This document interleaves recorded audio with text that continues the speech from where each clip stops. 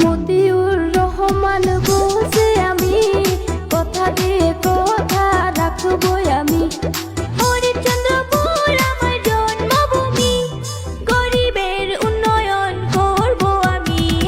মতিউর রহমান বলছে আমি কথা দিয়ে কথা রাখবই আমি।